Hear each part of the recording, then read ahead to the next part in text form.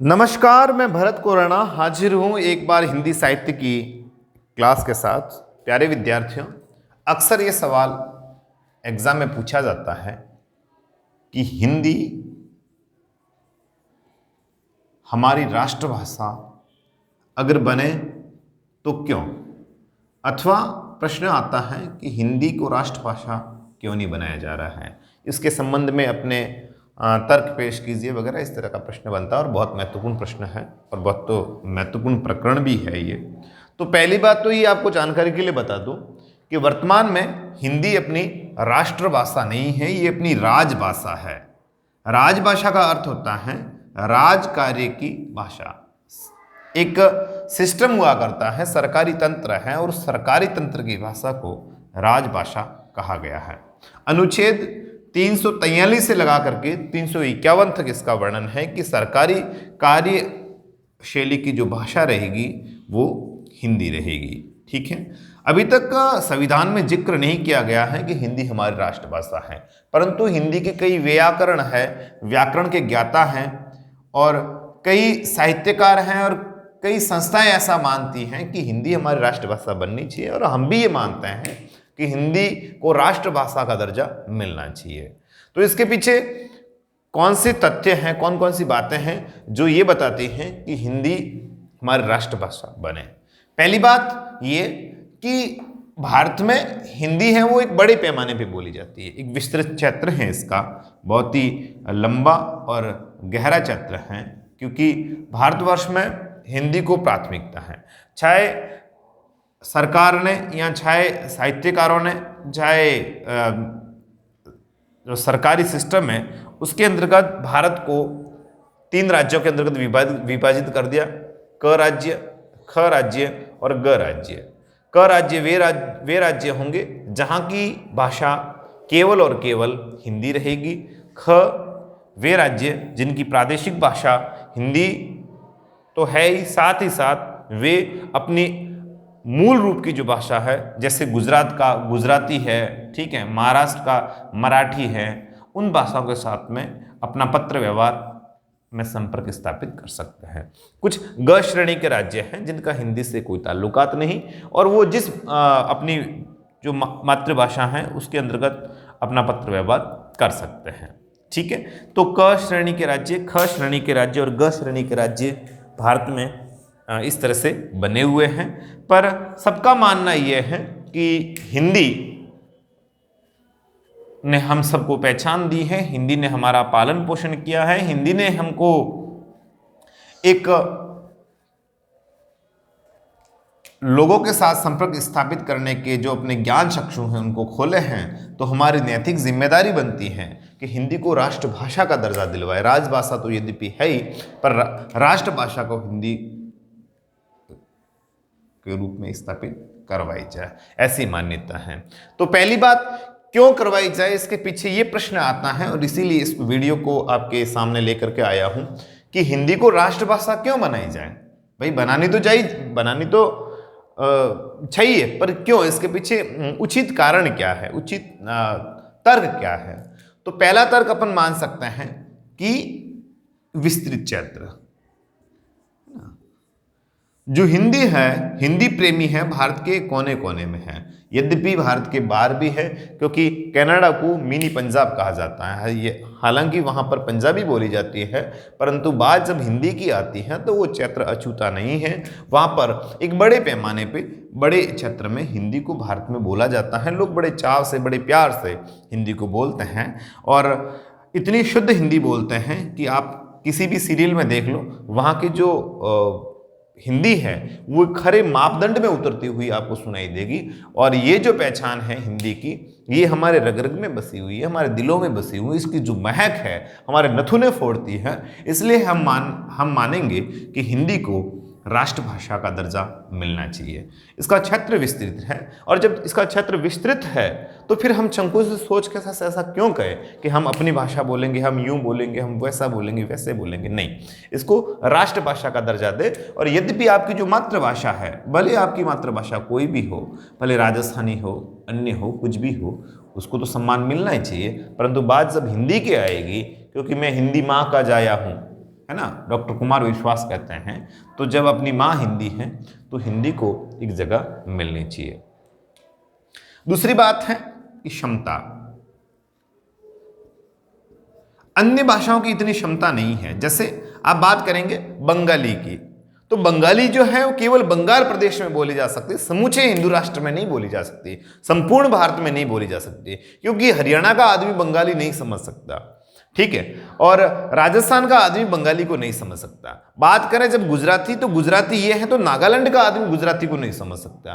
बात करेंगे हम जम्मू कश्मीर की, तो जम्मू कश्मीर की जो भाषा है तो वो आदमी दक्षिण भारत का नहीं समझ सकता, परंतु हिंदी के अंतर्गत वो क्षमता है, क्योंकि ये कोई ना कोई पाठक किसी कोने में जरूर बैठा होगा जो हिंदी को बड़े चाव और प्यार की नज़र से देखता होगा। इसके लिए इसकी जो क्षमता है, हिंदी की क्षमता है, वो बड़ी व्यापक है और बड़ी एक बड़े रूप में है इसकी क्षमता कि ये योग्य भी है कि वो राष्ट्रभाषा बन सके, क्योंकि इसका जो प्रेमी है हर कोने में है, किसी भी राज्य में है, किसी भी केंद्र शासित प्रदेश में मौजूद होगा, और प्रत्येक दराज के पीछे, प्रत्येक कार्यालय में हर एक दराज के पीछे और आगे की ओर हिंदी को प्यार देने वाला व्यक्ति मौजूद रहेगा। इसलिए हम कह सकते हैं कि हिंदी को राष्ट्रभाषा बनानी चाहिए।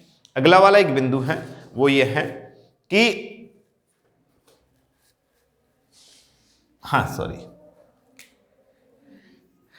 अधिकांश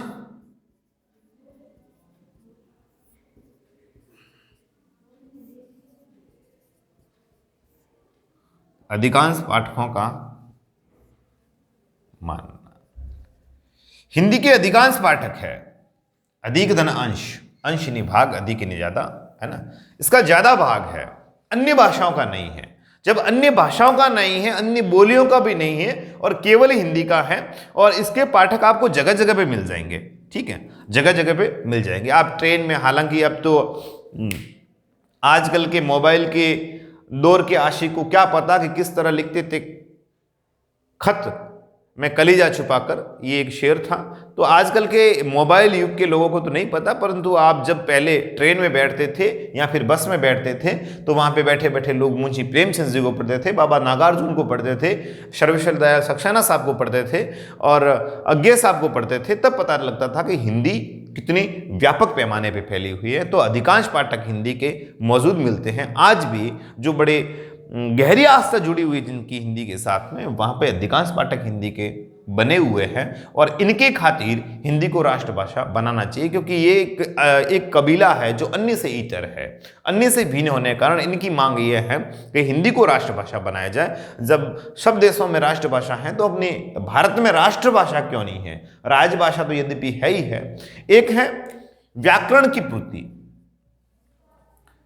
देखो, भारत में खूब सारी बोलियां हैं और उनके अंतर्गत उनके शीर्ष पर बैठी हुई बहुत सारी भाषा है, ऑथेंटिक भाषा है ना, जो संविधान की अनुसूची में लिखी हुई है।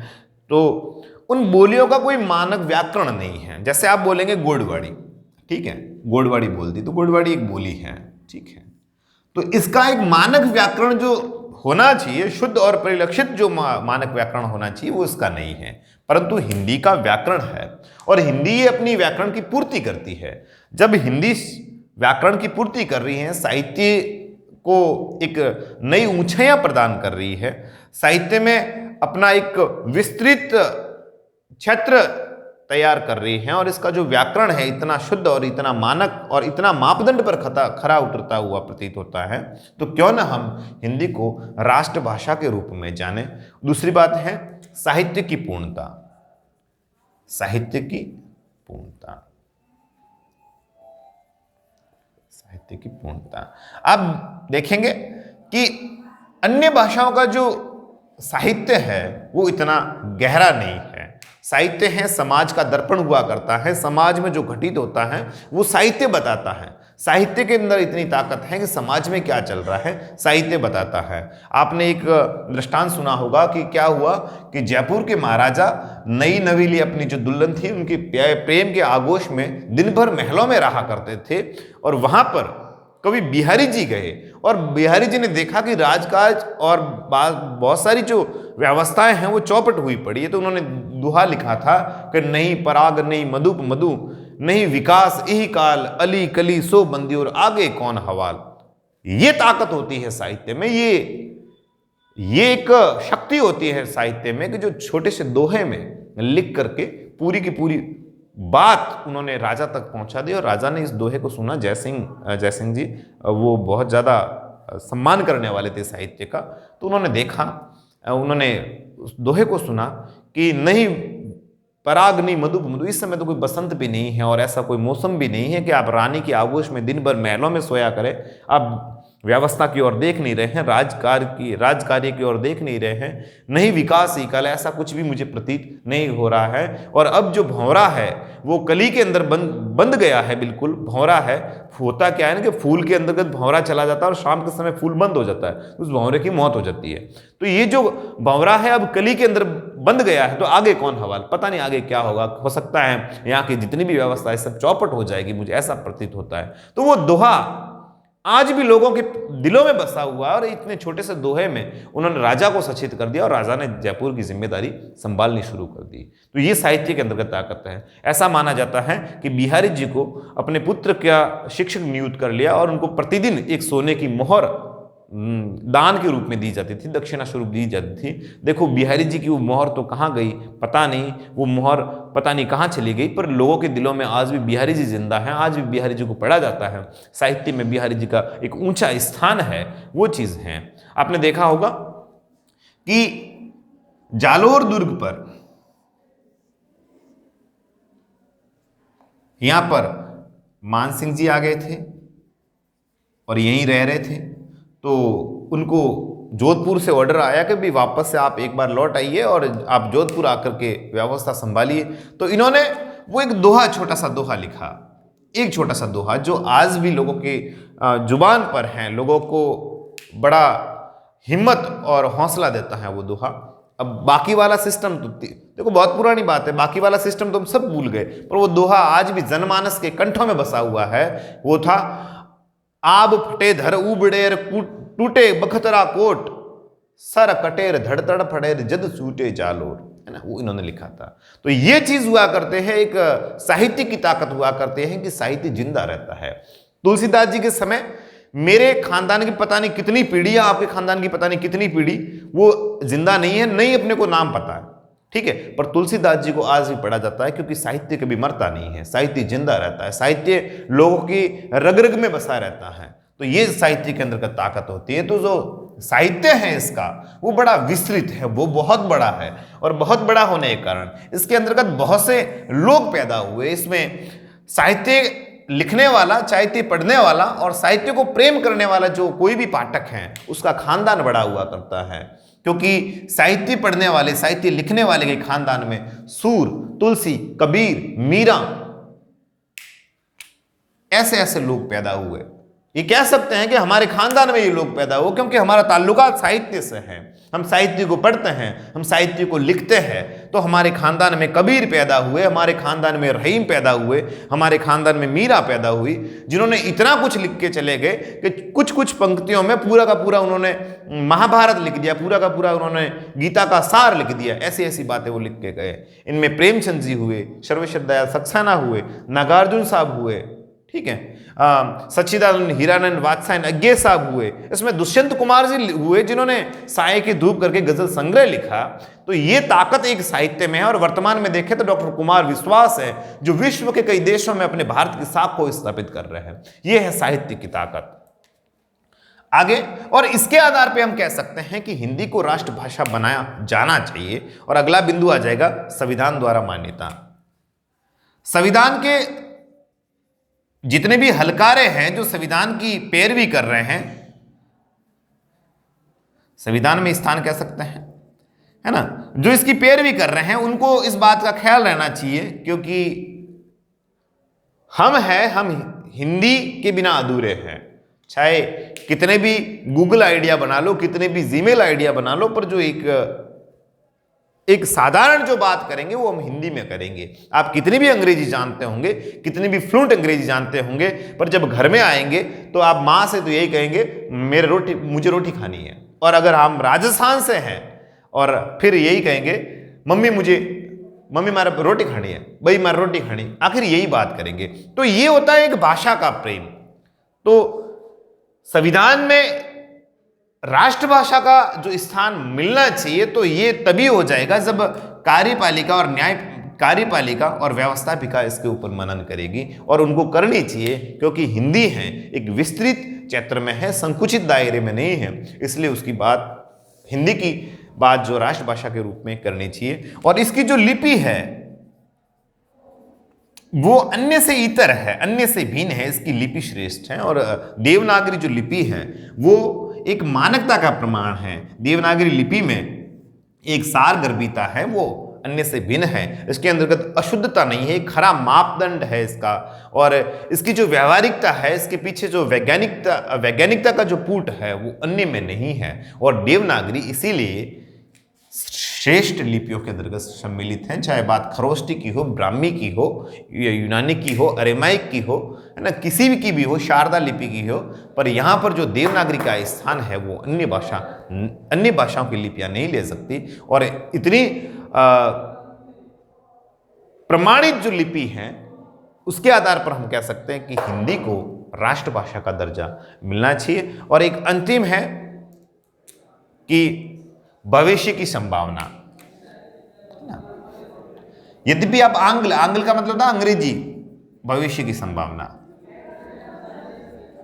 यद्यपि हम भाग रहे हैं अंग्रेजी के पीछे, और अंग्रेजी के पीछे भागना भी जरूरी है क्योंकि टेक्नोलॉजी वर्तमान में छात्र का भविष्य तय करेगी, पर उसके पीछे भी जो हिंदी में जो संभावना है वो अन्य में नहीं है। अगर केवल और केवल अंग्रेजी होता, केवल और केवल इंग्लिश ही होती, तो सब जगह आपके केवल इंग्लिश ही चलती, भले वो